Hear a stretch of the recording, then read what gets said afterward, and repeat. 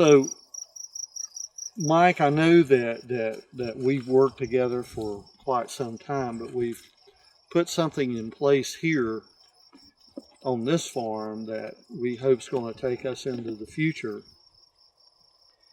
and bring some answers to both you and answers to Genesis Ag on how can we work with this type of environment. We're here in Colorado. If I was to ask you what's the percentage of irrigated versus dryland corn here today, or irrigated cropland versus dryland, what's that ratio? Oh, 95% dryland. So everybody wants to focus on the high production, right, on the irrigated ground, but we stepped into this world of when I say real time, there's more acres that's non-irrigated. Everybody says, well, just drill a well. Yeah, I've heard guys say that. Yeah. They're dumb. So I say drill a well, put up a pivot. Right. But you don't have that luxury. Yeah, because it's that easy. Yeah. you don't have that luxury here because there's no water here. Yeah, there's not. You don't have that luxury. So what we're doing is we implemented a long-term study here where we're looking at your typical farming practice. Mm-hmm. We're looking at adding some biology. We're looking at adding some food sources. We're looking at doing different biologies here, and then the combination of all those. And what we're doing is we started out at the first of the year, and we did a complete soil analysis on what I would call the control, the 3 treated areas.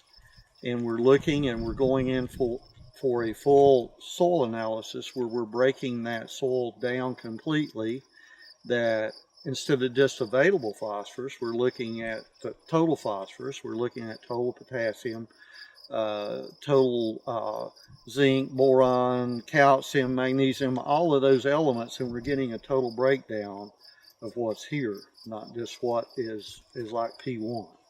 So we're getting that total breakdown so we can say, okay, what have you got in reserve here that the normal plant cycle that doesn't become available?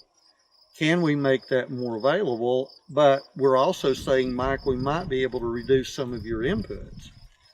And typically someone would say, well, they're going to mine your farm. They're going to mine your farm because you have to. It's what we've been taught, Mike. Right. I've been taught this all my life. You have to put on what you take off. Right. But what we're working with, what we're trying to find here, and we've done this on other farms, that we've actually been able to elevate the amount of nutrient that's there, because you get these soil microbes working. I call them little guys with hard hats, picks and shovels. They're down in there, releasing and getting this available to the plant. So this is what our goal is in this study, and we say a 3-year commitment, but I see this continuing on, that we continue to look at this, because we want to be sure we're not depleting your natural reserves here. We can make them available, but I also think soil biology has a way of recreating those, and through their cycle of life and death, just like this plant has a life, and it will, when it dies, then what happens to it? It actually becomes food for the soil microbes and also nutrients for the next crop. Mm-hmm. So that's what we're trying to do here in this study that we're working with you on.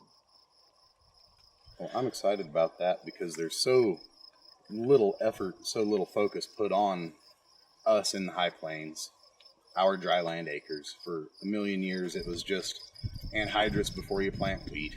That's what you did. If you wanted to get super ambitious, you could put some 1152 out.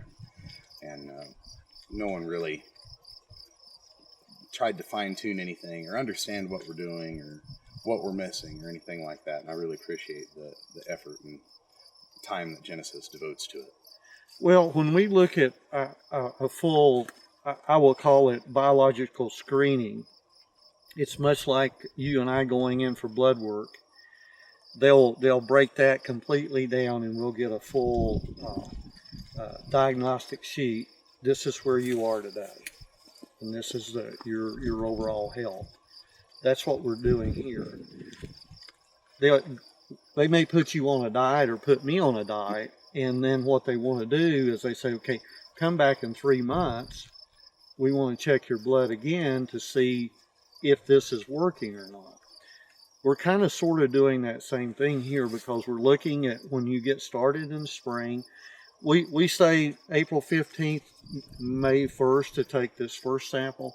Then we're coming back. You just took your second sample, was around June the 15th. We'll be looking at this again about September the 15th, because by that time this crop will start cycling down.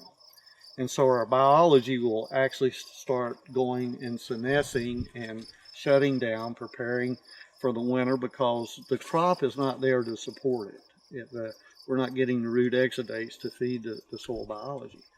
So we're going to be doing that over this next 3-year period of time, so we can give you a running number, Mike, that this is where these certain bacteria, certain fungi, and two, we're wanting to focus on the beneficial bacteria, beneficial fungi, to see if we can elevate those on these farms here in the high plains. And that's really what we want to look at, to build the beneficials, because you're in a situation here.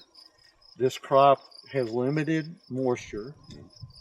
So can we, I'm not saying we can drought proof it or weatherproof this crop, but can we reduce some of the stress that this crop experiences by having a healthy soil profile? And I'm not talking about NP and K. I'm talking about if we have a healthy soil profile here of the beneficial biology that's going to help sustain this plant. Makes sense to me.